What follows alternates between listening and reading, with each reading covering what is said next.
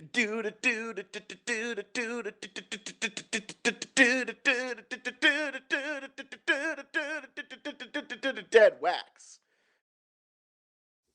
What is going on, all you even Stevens? And welcome to the Deadwax Show with Waffles and the Stooge.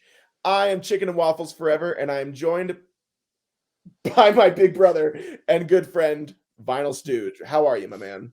I'm doing good, Waffles. I'm excited to talk some music and records and all sorts of stuff. So let's go ahead and let's do it. But before we do, how are you doing? I guess I should ask. I should be, a little give and take, right? A little bit of politeness, some manners, one might say. Yeah, I'm doing great. Nothing wild in my camp. But here is something wild. Since our last episode, you have finished No by November. Oh yeah, I did.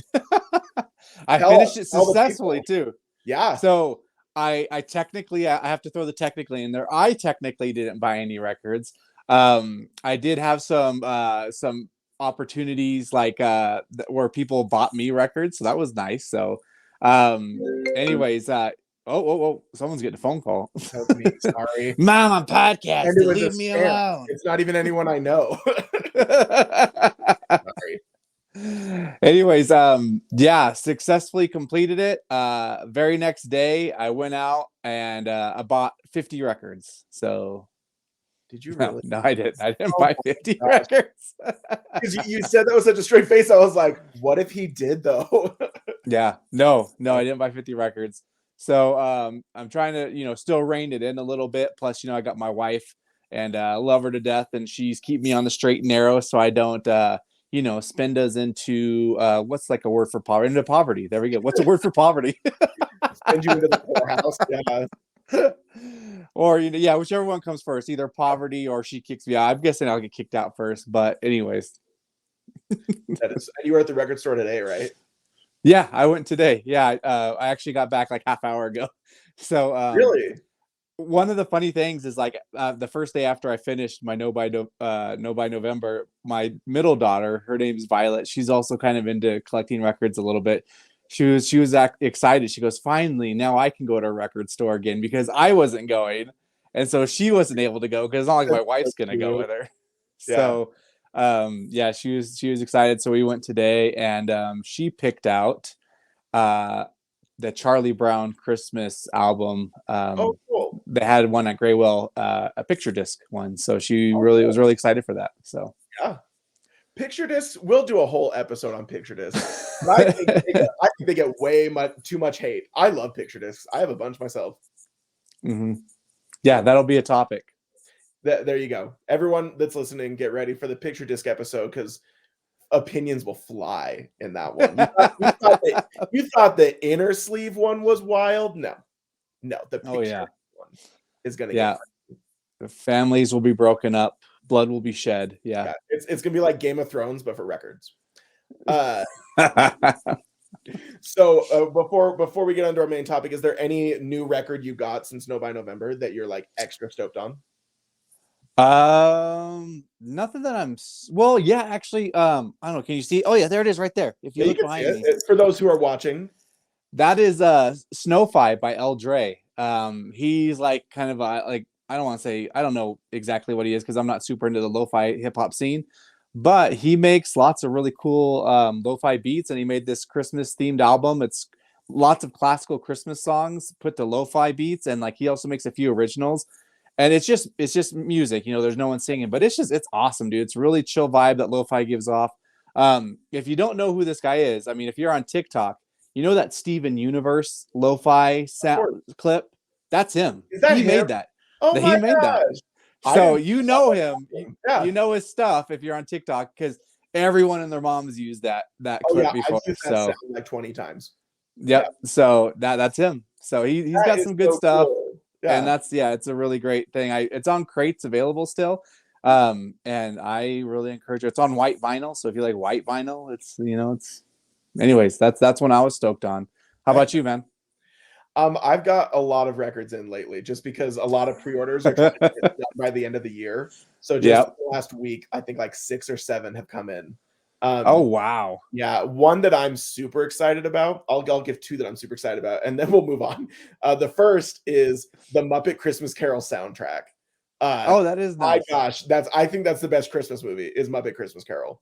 And that's like super nostalgic. That was my family's Christmas movie. That's what we watched every year. That's what we put above any other priority was Muppet Christmas Carol. So it's on this at like super custom artwork on the cover. The record's beautiful. It's by I am 8-bit, something like that. Anyway, loved it. And then there's another band who I pre-ordered this record in like May, and they're called Oh Fairweather. wow. Called Fairweather. The album's called If They Kill Them, or I can't think of the name of the album. It's the first Fairweather album, everybody. And they were emo band, post-hardcore band from like the early 2000s. This album's been on pre-order for 7 months and finally came today. So stoked on all that, man. It's been very exciting. So Nice. yeah, that's records coming in. Cool. Those sound great. Like one thing that made me think of just kind of a tangent city before we jump into the topic. What's the longest you've waited for a pre-order to come in?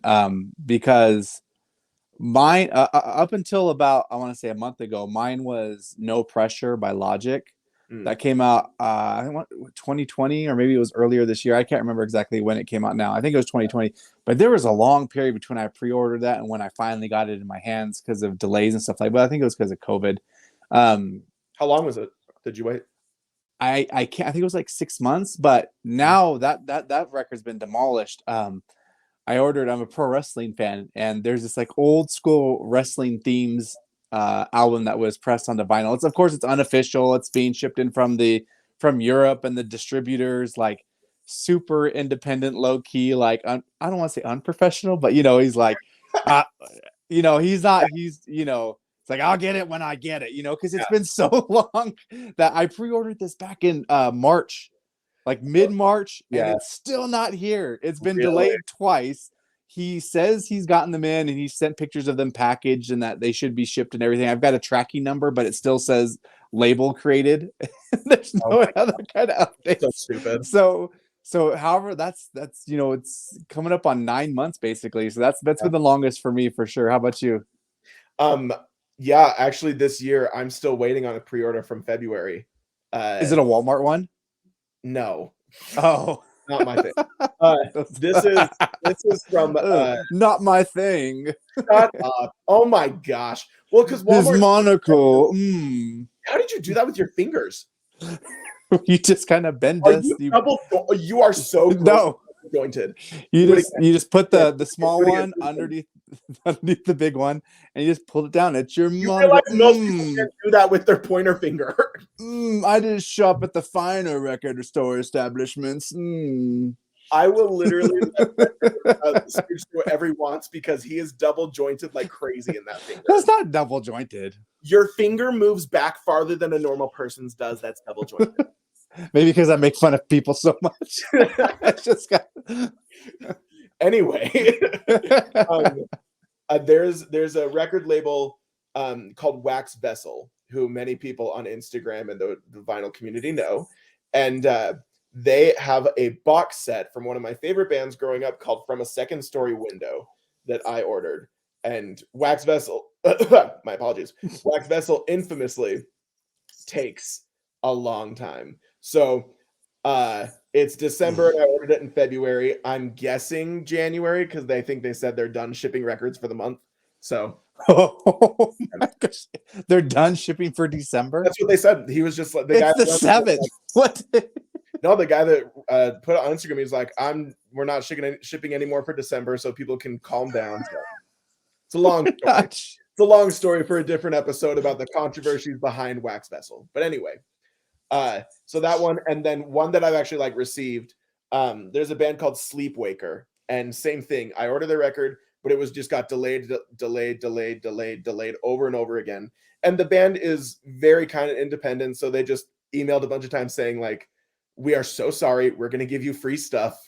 And we know how long you've been waiting. And then another email will be like, we are so sorry. We'll sign it when it comes. We promise.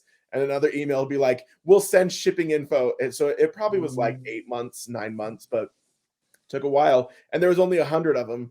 They just are just a little independent band. So they didn't know what to do. Poor guys. Pre-orders, man. Pre-orders This is gonna show just a difference in our vinyl collecting days. This is Mhm. not how pre-orders used to be, man. Like probably 6 or 7 years ago, when you would pre-order a record, often it would get to your door before it was released, like Oh, that's to the tight. public. So I would often get records before the albums were released to the world, and now that doesn't happen. Just with No, the vinyl industry, you will get it no. delayed for sure. Yeah, Yeah, demand's way higher. So, exactly. and the supply hasn't really gone up, or at least the means for making the The supply. means have not. Yeah. Whatever. We have the worst hobby. All Dude, right. I would love to make a pressing plant or do that, but I'm just afraid this is a bubble that's gonna pop, within the next couple of years. Just We like invest all this money into a plant and then we get more. Yeah. yeah, right. Anyways, all right, People go invest on. now. Let's get Very smart. let's get to the topic. Let's get to the Let's topic. get to the topic. So the last few episodes we've been talking about records, and that's awesome. But this isn't just a record-only podcast. We're talking about music in all forms. So today, what we're going to be talking about is live music. The Stooge and I, we've been friends for a while now, just a few months, but we've already gone to a couple of concerts together. And so we wanted to talk more about our history with concerts, why we love concerts, and some certain like types of concerts we've been to get to know us better. Right? Mm-hmm. Exactly. So let me pull our list up real fast. What So we're yeah, gonna do, so go for it. Go for it. oh, I was gonna say yeah. So what we're gonna do, I'm gonna take over for a second. We're gonna name off a few of the different concerts we've been to. I mean, not together, but individually. I'm sure Waffles, you've been to way more concerts than I have, and I feel like I've been to quite a few. Like how since like COVID's kind of like I don't know. Since concerts have come back this past year, how many concerts would you say you've been to already? Like Come back. 20, 25? Yeah, probably 20. That's a lot, dude. I've been to like two. I Hey, think both of them were with you. In fact, it might be more than 20. There was 1 week I went to 4 concerts in 1 week. So Yeah, I yeah, remember that week. we'll see. Um, We'll see. Yeah. Anyway, so we decided we're gonna list off some of the concerts we've been to, and a few other things too. I'll just go ahead and read off the list. So what we're gonna do first is we're gonna name off the first concert we ever went to. Then we're gonna let you guys know the favorite concert that we've ever been to. Third one on the list is gonna be the worst concert we've ever been to. Fourth one would be a dream concert that we would love to go to, but won't ever happen. Then 5 will be a bucket list concert we haven't been to yet, but we definitely want to and have the means. So yeah, I'm excited. This was a fun list to make. So I'm excited. I'm really excited to hear your worst concert. So anyways. There's a story. Yeah. Yeah, I bet there is. Yeah. All right. I hope in that story someone pooped their pants. So we'll see what happens. No, No not pooping. at that one, but that's also happened. It happened. Coincidentally, that was the best concert I've ever been to. Was the poop show. The music was so loud I pooped myself. The brown. Anyways, Yeah. out of the Let's poop just do jokes. like, do we just do like we pick the same topic and just go back and forth? Yeah, go back and forth. You go ahead and go first. Yeah. So we're gonna go over first concert. My very first concert was when I was 9 or 10 years old, and my parents took me to the state fair, and we saw Herman's Hermits and the Turtles. And if you know those two bands, they are two bands from the 60s. Herman's Hermits has the song I'm Henry VIII, and Mrs. Brown, You've Got a Lovely Daughter. And the Turtles have that song Happy Together. So my parents were stoked on it. They are children of the 60s, so they were living their best lives. And I was so like, I remember asking my parents, do they like go into the crowd? Do they crowd surf? Like, because I had seen videos and stuff, not knowing that these were men in their 70s. Like, yeah, I had no idea. Sure. And so that was the very first concert I ever went to. I feel like a lot of us have like first concerts that are just something you got dragged to or something, but actually, like, I loved it. I had a great time. It was tons of fun. I have always loved music from the 60s, so I thought it was sick. But anyway. Nice. Yeah. What was yours? Yeah. See, you've been rocking out the concerts way before I did. So I grew up in a more like, we kind of grew up in the same household, more conservative, but I feel like maybe mine were even more. I didn't go to my first concert until I was a freshman in high school. Oh, wow. And little window into my life, I was actually held back in the third grade for being a moron. So stooge is, it's got multiple meanings. So I was like around 15 at this time, And I went to my very first concert with my oldest brother. His name's Kyle. Shout out, Kyle. Anyways, I don't know if he listens.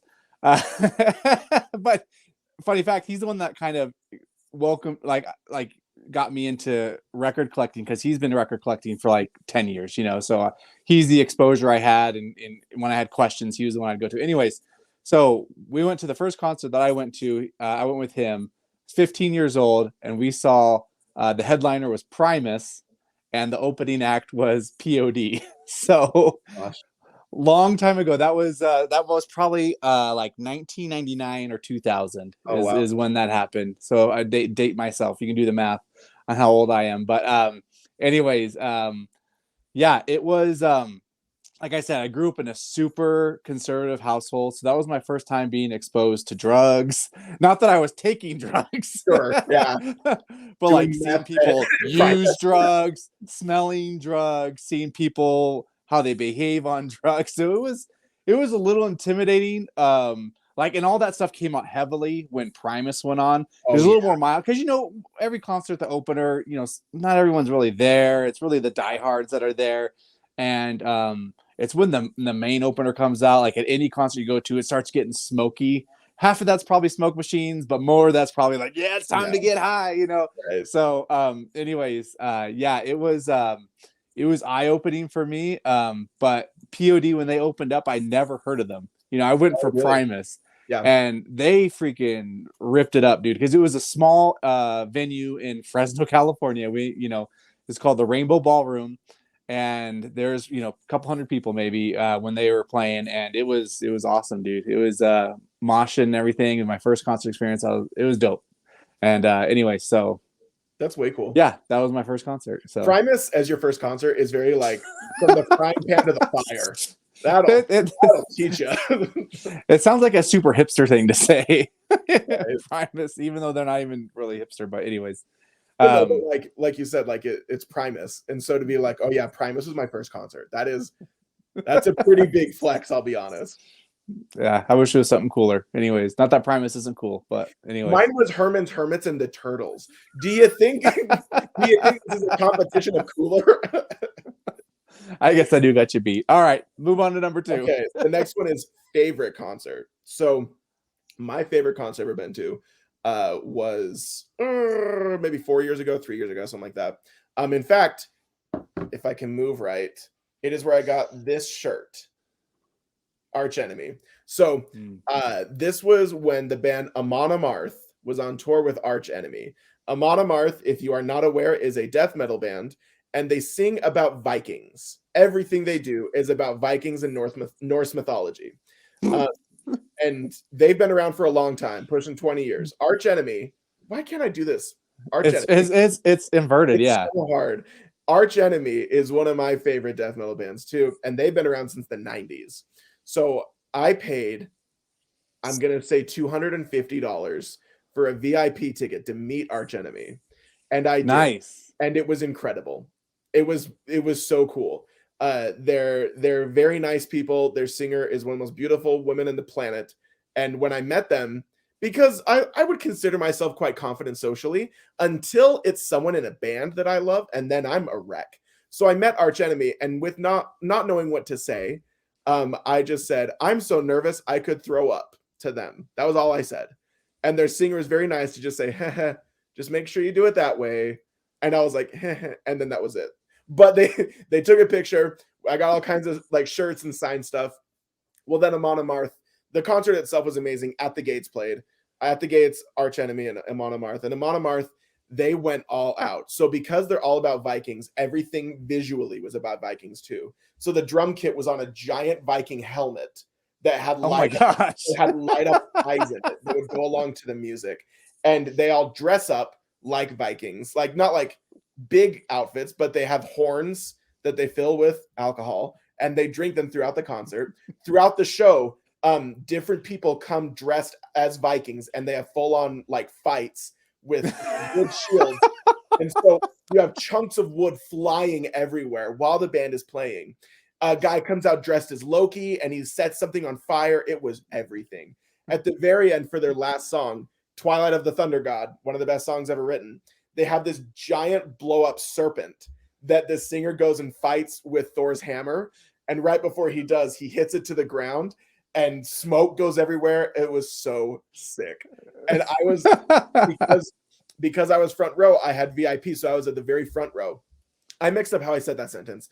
Because I was VIP, I was at the very front row.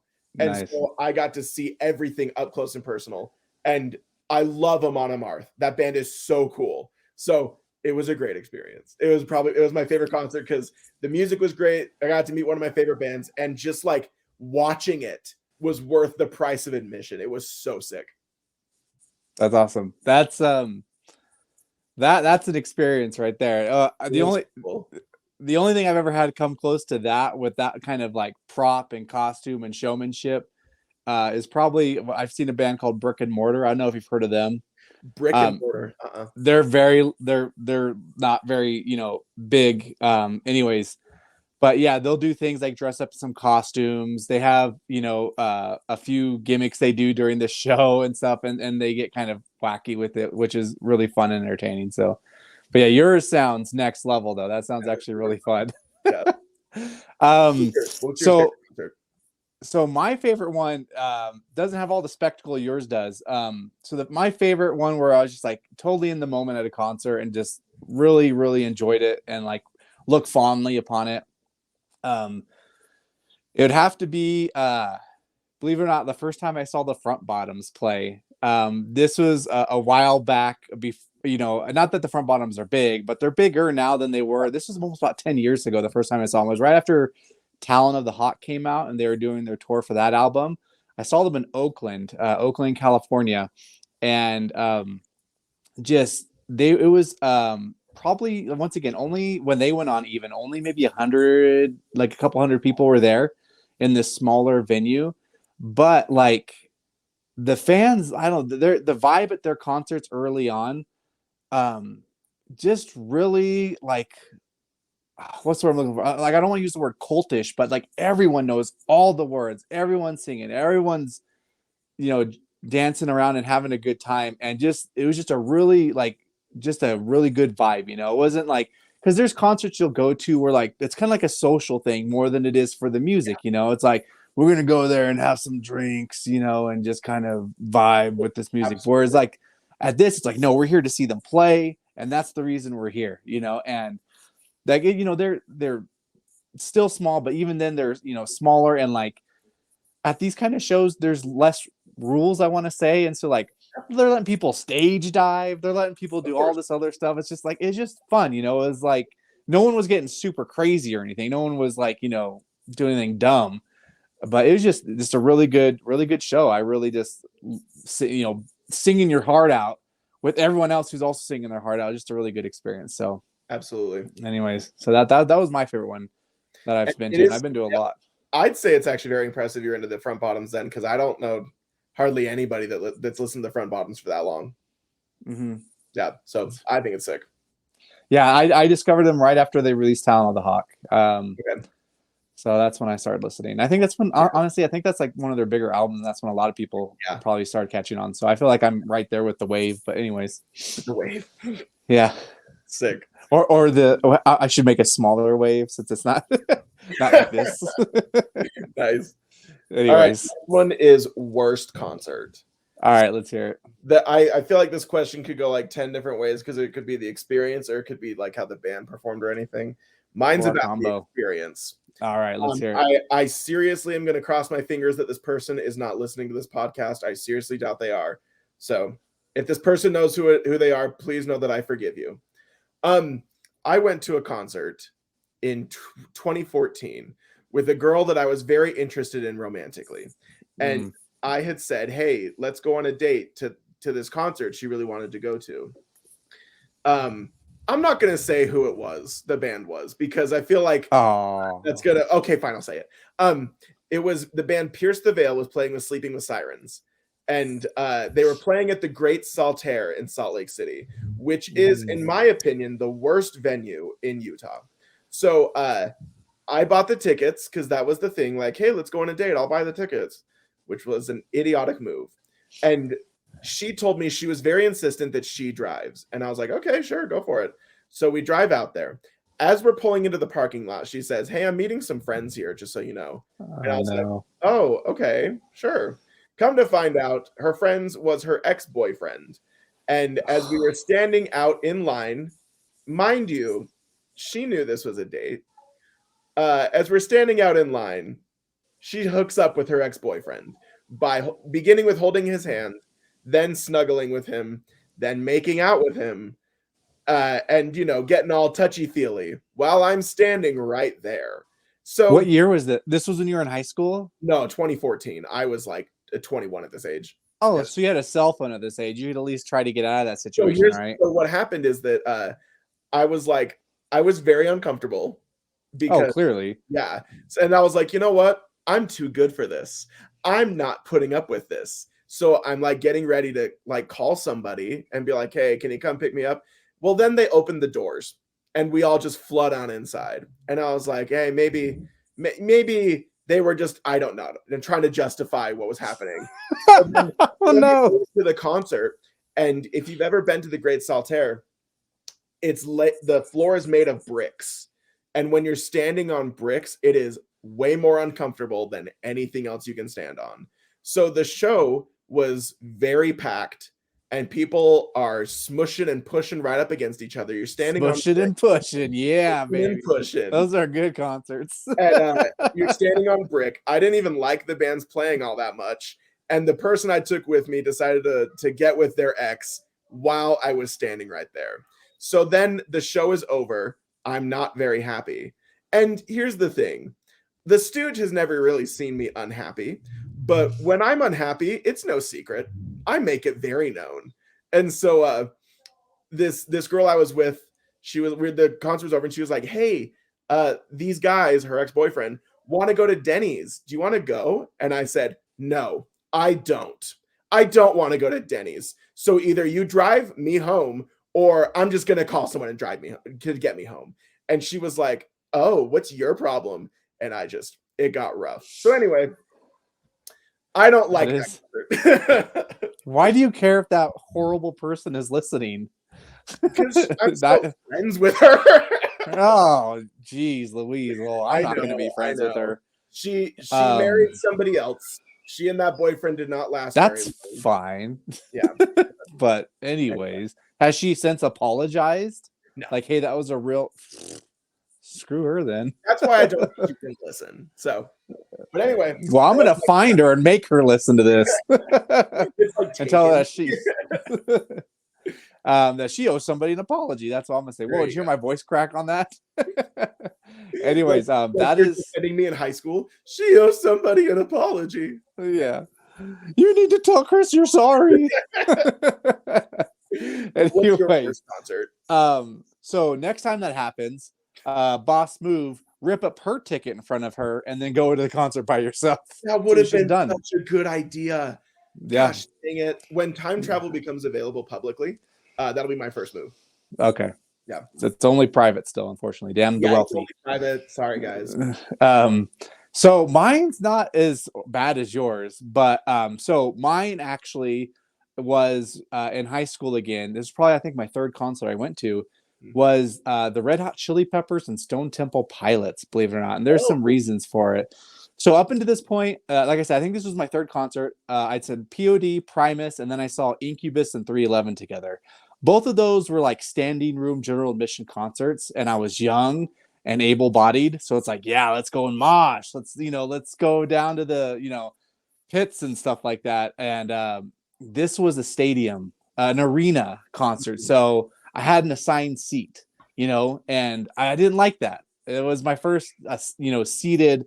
Now all about the seats, Yeah. But at the time, I had a seat, and it ruined the whole experience for me. That because I had to sit there, like, how am I supposed to enjoy this music, sitting and or standing right by my seat, And I wasn't ballsy enough to try to go down and move close or anything like that. And plus, I was with a friend at the time. She's way cooler than whoever you were with.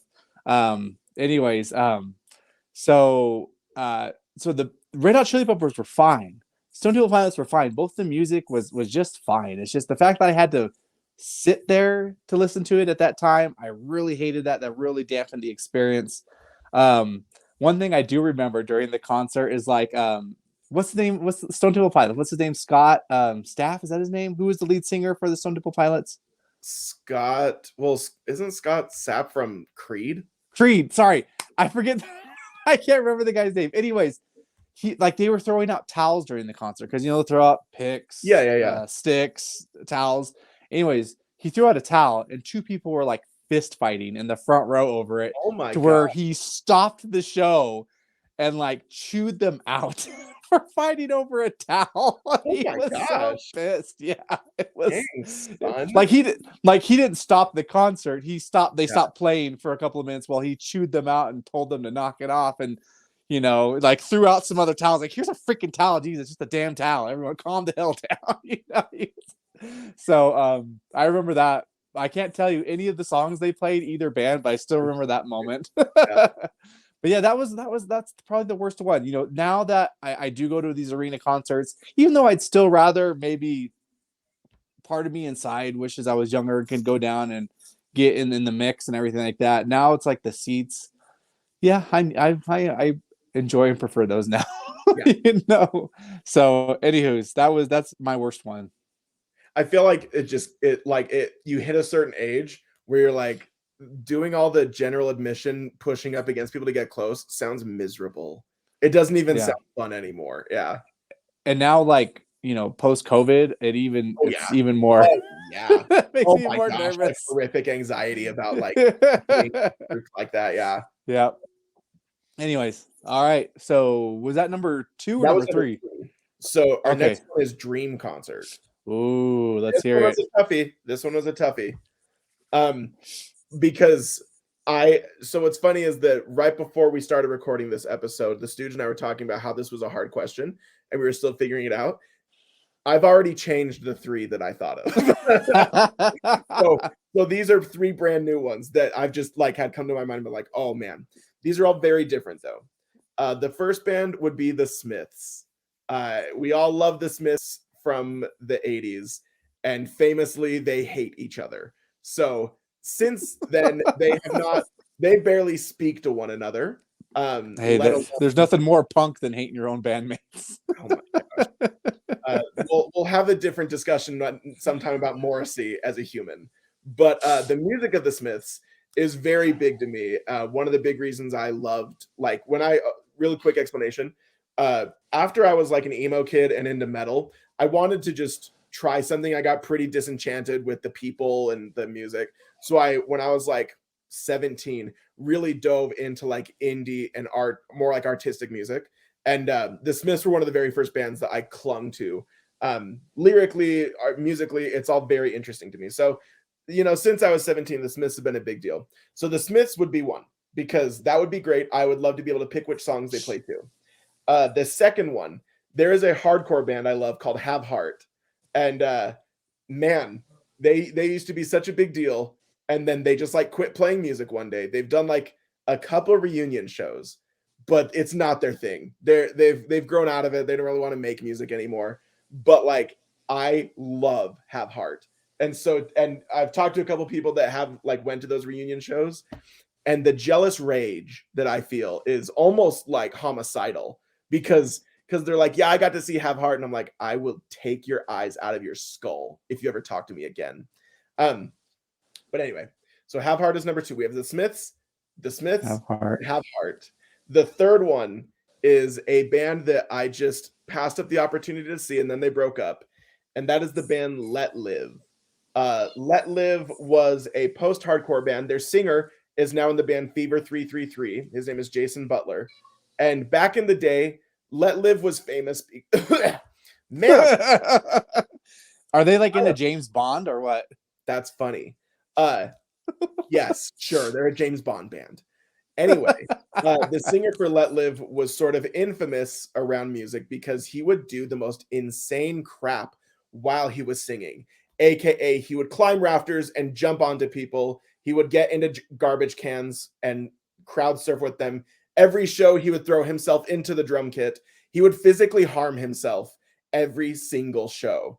And he got to be known as the crazy guy with the beard because, like, the idea was if you go to a Let Live show, no one is safe because he will do something insane. And I always wanted to see it. And not even just to see it. I love that band. Their music is actually fire. I think there's a lot of bands that go crazy live and they have to do stuff to cover up for the fact that their music's not great. But Let Live, like, freaking fire, man. So, but Let Live broke up and he's in a much more successful band now. So I don't see it ever happening. But anyway, the Smiths, Have Heart, and Let Live would be my three. Did Let Live like have too many lawsuits to like bankrupt the band or something from him hurting people? Fun fact: they were one of the very first bands ever, or one of the very first bands ever banned by Disney. Nice. They were Disney had banned them from playing any of their House of Blues properties. Okay. Because he would destroy stuff. Nice. All right. What's your dream concert lineup? Let's hear that. So mine are much more mainstream. Like you said, I've heard the Smiths. The other two, Have Heart and Let Live. That's okay. Never heard of them. As long as you know the Smiths, man. Yeah. So mine aren't necessarily dream because the band's broken up. Mine are more dream because some people in the band have passed. Mm-hmm. So the first one, dream concert, and it sucks that this will never be able to happen. I wish I could see Led Zeppelin, the original four, play together. I love that band so much. And man, like they're so much equally a part of their sound that if you replace one, it just wouldn't make it the same for me. Even if that person could play exactly the same as John Bonham could on the drums, it just wouldn't be the same. So that's the number one that would be, they would be the headliner. They're the first, I should say the second opener would be Queen. Oh my gosh, that's a great answer. So you can't have, I know Queen's gone out with what's his name? What's the guy's name? Adam Lambert, and he's a fine singer. Freddie Mercury. You can't do Freddie. It's just he was almost bigger than the band. And he is as much, at the least, he's as much a part of the sound, if not more than the sound of Queen. His vocals, when they would do concerts, he'd always do the the back and forth with the crowd, and the music's phenomenal. You still enjoy the music, but his vocals contributed just as much to the instruments as anything. So, like I said, I'm sure the shows are fantastic, and Adam Lambert's a great singer, but it's just it doesn't entice me at all. And I would love to go back and be able to watch Queen play live somewhere. So that would be my second. And then the opener, not that they deserve to be openers, but it would be the Beastie Boys. Adam Yelk's gone. Like they could pipe in his lyrics probably at a show, but they're done. Like they're not going out doing shows anyways. But man, like I never got to see the Beastie Boys live. And I think part of it is because I always appreciated the Beastie Boys, but like it wasn't until I was an adult that they really started to mean something to me. And it wasn't actually till shortly before Adam passed that they started to mean a lot to me. And so it's just it's one of those things. I wish, it sucks, and I hate death, and that's a whole nother discussion. And I just wish, I'll never be able to do this, and it breaks my heart. Your band, as much as they hate each other, who knows? Rage has gotten back together, kind of. So you never know. But this together, but yeah, yeah, these guys can't. So, yeah. Anyways, that's horrible. So that would be my concert. So I think I might sell more tickets than you would, but it still doesn't matter. As long as that's the concert you wanted, that's your dream concert. That's what we're here to do. So it's not a competition. But if it was a competition, I won. I just want to shut up. I feel like your concert is what they play in heaven, and mine is what they play in hell. Like not because it's like evil bands, but just like mine is like, oh, the Smiths are opening for Let Live. And for some people, probably the Smiths music is hell. But anyways, all right. Whoa. I'm My just kidding. God. It's a joke. Calm down. Anyway. For All the right. members of the Smiths who don't get paid as much as Morrissey, yes, absolutely. All right, we've got one last concert question. Yep. So for this, I only have one band. I don't know if you have like a bunch of bands ready. I only did one too. Yeah. This is our bucket list concert. So I guess our bucket list band we want to see live. Yeah. My answer is Bring Me the Horizon. I love Bring Me the Horizon. They're a big favorite of mine, and they do not come to Salt Lake City ever because a few years ago there was a really big fight between the singer and someone in the crowd during their show in Salt Lake City, and the singer got jumped and he got beat up. Really? He did. The whole thing's on YouTube if you want to go watch it, but they swore to never come back. So, and they haven't. Was it you? Was, did you beat him up? Hey guys, I got some news. If the police are watching, no, you didn't. But yeah, he got jumped. He like sort of this guy was pushing somebody else. It was a younger girl, and the singer said, "Hey, you stop that! Like, if you want to fight someone, fight me." And the guy he got beat up. The guy jumped the barricade and tapped the singer to the ground, and all the band members had to like pull him off of him. He started swinging. And they didn't finish the show. They didn't even play a whole song. Like they got pulled off, and then during the first song. Yeah, this happened during the opening of the first song, and wow. You can get it all on YouTube. It's very disturbing to watch. But after that, they made a public statement saying Salt Lake City's not the place for us. They banned Salt Lake City. They've never come back. So, oh my gosh, now they're really big now as to when that happened. So. I don't even know if they would come anywhere near here. They're a little bit not their thing. But anyway, they're one of my favorite bands, and I refuse to die before I see them. Gotcha. Yeah. What's your bucket list group? Well, up until a couple of years ago, this would have been a dream concert because they weren't together. But now, like, they announced a concert, and then COVID hit, and I hate COVID that's one of the main reasons I hate COVID, besides all the death and other financial issues it's caused. Rage Against the Machine.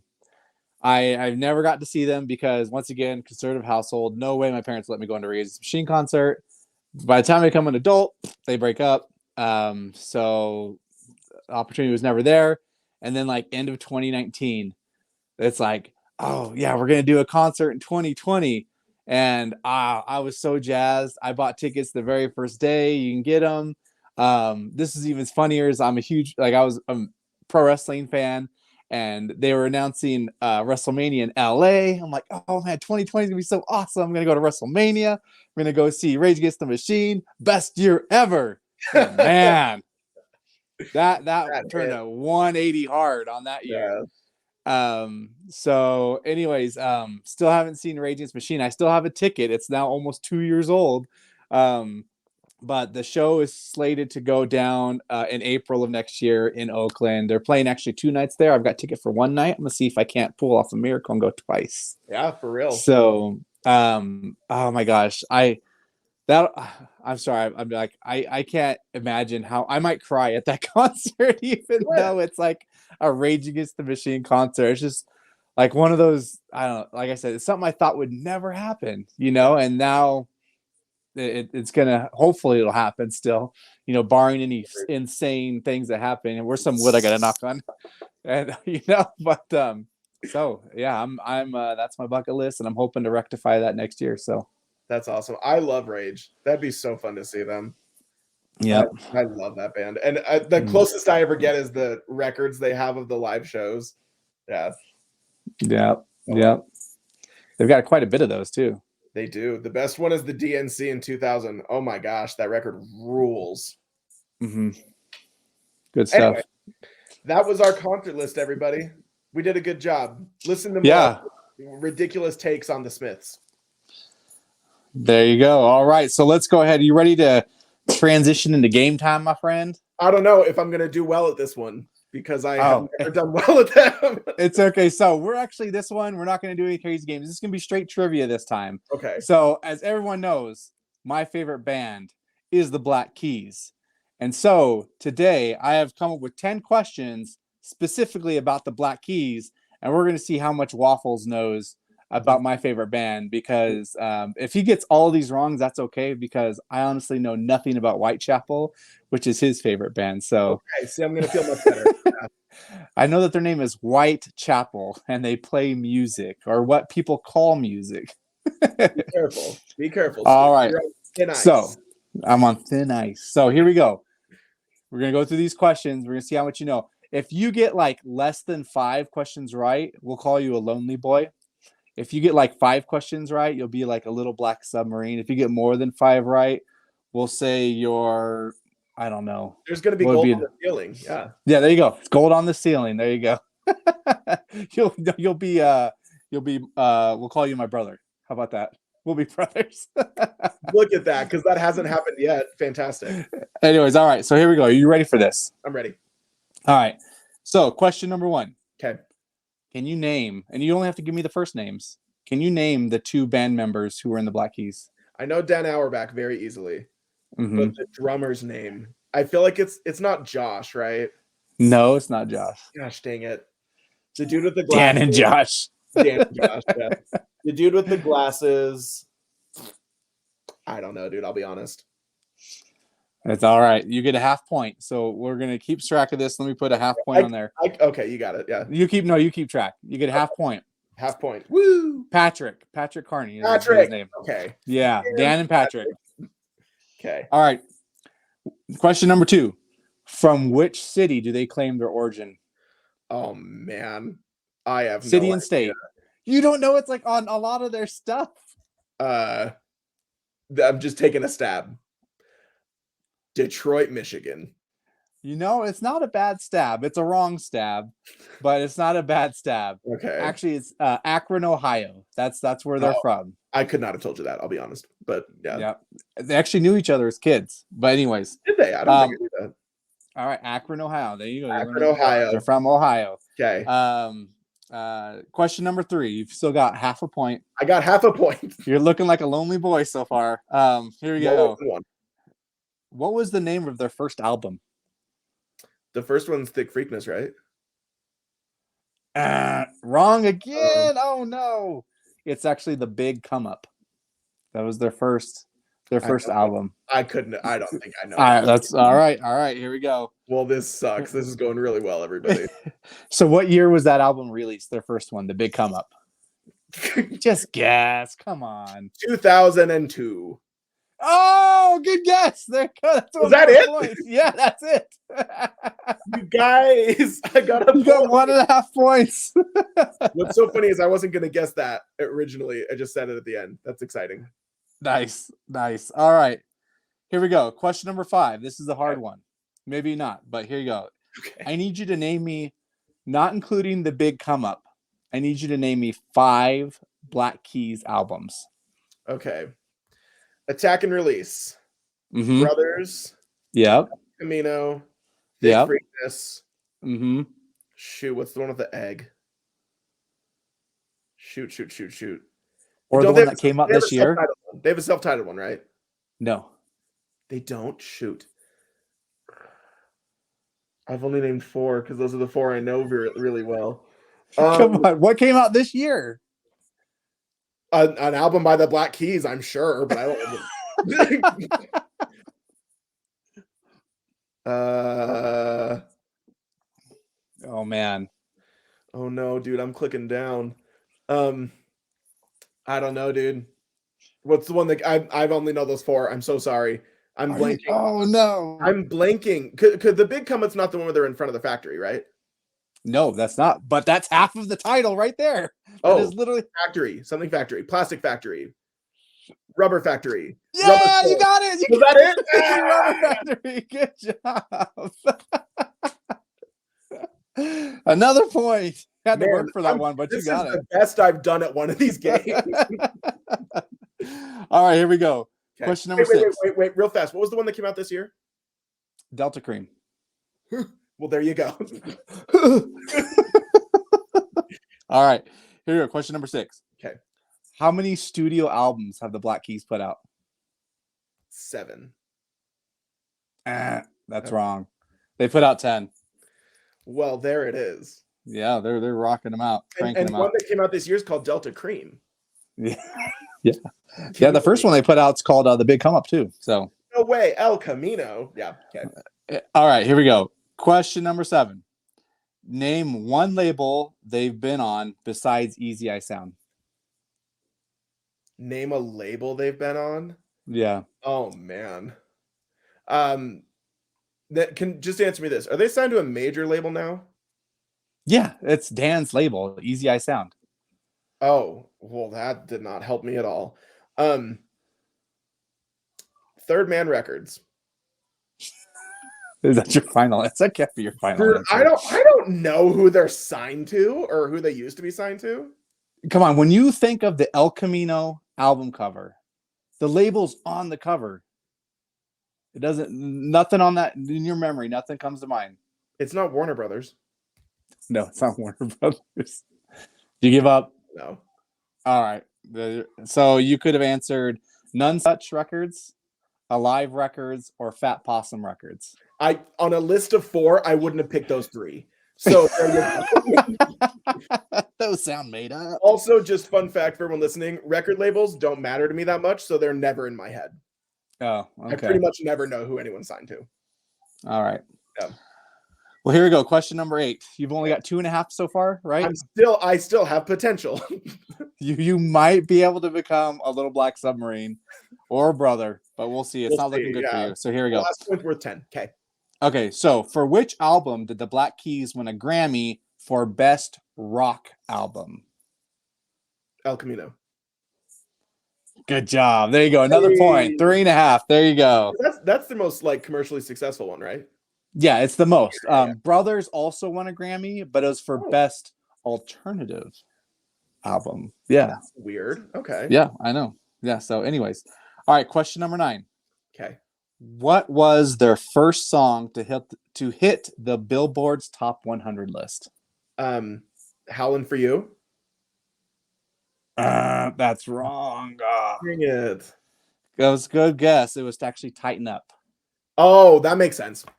Yeah, That makes sense. So Howlin' for You is not a bad guess, but Tighten Up I feel like that's when we started hearing the Black Keys in like commercials and stuff. in all the commercials. Yeah, like car commercials use the Black Keys to death. All right. Well, here we go. This one you last should one's be able worth to 10 points. Yeah. Last one's worth all the points. Yeah, it's worth 10 If you get this one, it'll make up for all the other missed ones. Yeah. What is their most streamed song of all time on Spotify? Oh man. This is a toughie because I've got a few answers in my head, but I'm scared they're going to be the wrong one. I am going to guess Lonely Boy. That's correct. No way! Yes. I won!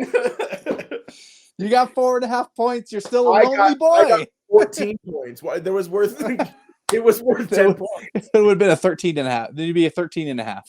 It's worth 11 points. I got 14 and a half. We're brothers. We're brothers. All it took was one quiz. I'm Yeah. gonna be honest.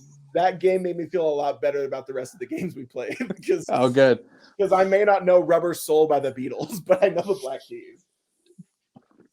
I know you technically still are a lonely boy, so No, I'm not. I won 14 and a half points. My gosh. Do we need to go over this again? Okay. all right. Now let's go to our Q&A portion. This episode's gone on a lot longer than we thought it would, but whatever. Who Oh, cares? way longer, but Yeah. it's all been good.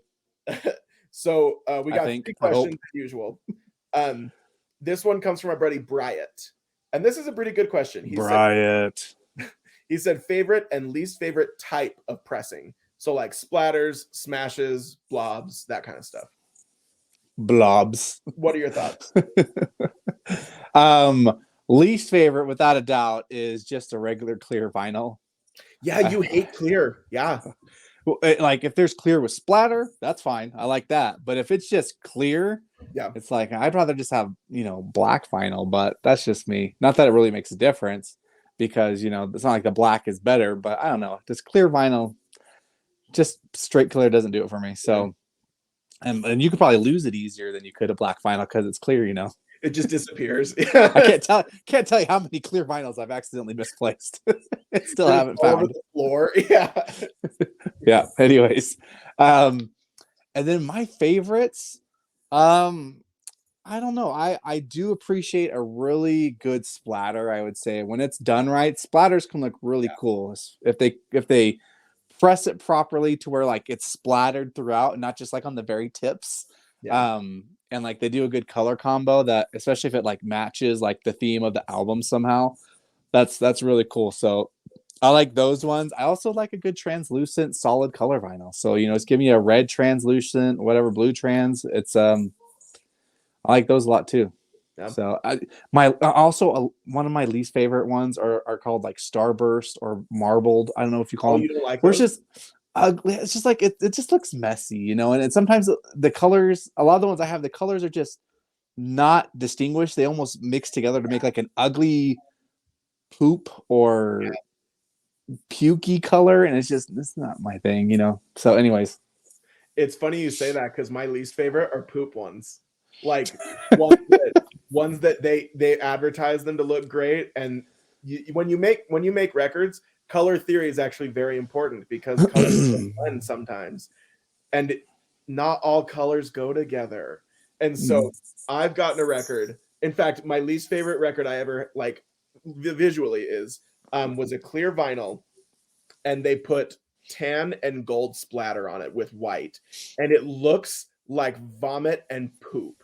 It looks freaking horrible. I hate it. So that's just my answer, is things that look like poop. And yep, also like ones that are advertised to be colored and they turn out brown. So yeah, but my favorite, because I'm a child of the 90s, are glow in the dark records. I think oh glow in the nice, dark records are the coolest thing in the world. I will take those over anything else because I was that kid. My brother and I in our bedroom, we had like glow in the dark stars all over, the little plastic ones, all over our ceiling. And that will take me back. I love glow in the dark stuff. So there you go. I only nice, actually have like 2 or 3 glow in the dark records. They're pretty uncommon because they're a lot yeah. of work, but Yeah, I'm a big I've fan. only got one. I hear traditionally they're not that great sound quality either. So Meh. It because of the depends on materials in them. how like what pressing plant it comes from. I had a stroke while saying that. We're gonna move on to the next question. Question number 2. Question number 2. This comes from our friend Taylor VV on Instagram. What up, Taylor BB? What up, Taylor? 2 V's. Oh, look at you, gang signs. All right. What is your take on a genre elitist or pride for a genre while pushing other genres out? So I guess that's not like gatekeeping. That's just that you yourself only focus on one genre. Hey, that's fine with me. If that's all you like, that's all. You don't need to like anything else. Um, I mean, if you secretly have the opinion that all other genres suck, that's fine too. I think to openly have that and like, I don't think it's very open minded, if that makes sense. Um, I don't know. It's kind of a question that I guess I should think out before I answer. But no, yeah, just if you only like one thing and you think it's far superior than other things, that's totally fine. Because honestly, music for the most part, it's an art, and so is it subjective? Is that the word? Yeah. So it's each person's individual take. Now you can objectify it a little bit, like sales, plays, streams, stuff like that. But ultimately, it's like I said, it's art, and so if you like it, that's all that matters. And if Yeah. you don't like something, then that's fine. It doesn't matter. So, like you said, I mean, as long as you're not like telling other people their music sucks, like I constantly do to you guys about your puke metal. That's all that matters. Just don't be a jerk. I actually 100% agree. Like, whatever, like what you like. It's your opinion. Because it's very easy to look at this and immediately think of someone that's like a hipster, that they only like, super underground, whatever. But this exact same thing qualifies for people that just listen to pop music. So, whatever. Let people like Yeah. whatever they want. And same, as long as you like whatever you want and you let other people do the same thing, we'll all live happy at the end of the day. So just Yeah. don't be an asshole, is what we're saying. Yeah. Yeah. Totally. Okay, last question. This comes from our friend Danny. This is a good one. What artist do you like that no one would ever guess that you like them? That's a good one. I've got mine. Okay, you go first then. You go You know first. who I'm obsessed with? is that Dua Lipa. Taylor Swift. No, Oh, it is not Taylor Swift. Dua Lipa. Do you know Dua Lipa? yeah, I've heard of Dua Lipa. Yeah, I love her. I think her music's insanely catchy. Because like I don't care that people know that I like pop music along with death metal, whatever. But like Dua Lipa fans are also a lot younger than I am. And like Phoebe Bridgers fans, they're all over. Billie Eilish has got fans all over. Dua Lipa fans tend to be like 15. But anyway, I think she's great. I think she rules. And I have both her albums on vinyl. I think she's beautiful and her voice is really good. It's fantastic. I love Dua Lipa. So there you go. All right. I'm trying to think. The best thing I can come to mind might be like Adele. I don't know. Like she's kind of outside of my niche of what I normally listen to. But I think she's got a great voice and she makes some really great songs. And sometimes I just need to cry, and so I'll put on an Adele album and curl up in a ball in the corner on the ground, and just cry for a little bit. So yeah, I think Adele might be mine. I can't think of anything else that would be like out of my realm that people might be surprised. I don't even know if they'd be surprised about Adele because I think I've mentioned her before. Whatever, like, but yeah, it doesn't have to be like this big shock. Yeah, is that why you always ask us to go easy on you? Yeah, I was just a child. Yeah, really. Rumor has it she's getting me going on tour this year. Yeah, is she gonna sing? I win. Yeah, you lose. If someone held a gun to my head and said, "Name 6 Adele songs," tell my family I love them. It's not going to go much farther. Yeah, I don't think I could name. I might be able to name 6 of them, but anyways. Yeah. There you go. That's mine. That's a good question, though. Like, I love. I guess not guilty pleasures. I hate that term personally, but like, yeah, just things that people wouldn't like expect us to listen to. Fun facts. Yeah. All right. Anything else you want to talk about? Any questions? You got anything like that, my man? No, I'll lay the feline AIDS, announcements for another show. We're gonna have a whole episode dedicated to the saving the world from feline AIDS. Yeah. Well, if you got nothing else, my man. Oh, we gotta clear the throat before you get that outro out. Right? I just had like a burp that was acid reflux, and it was not good, everybody. Anyway, thanks for sharing. Thank you to anybody that has watched this whole thing. This went on way longer than just me and Stooge talking. But we always say before each show, all right, 30 minutes. And here we are, an hour. Those of us who have watched this and that have actually hung out with us know that we don't shut up. So anyway.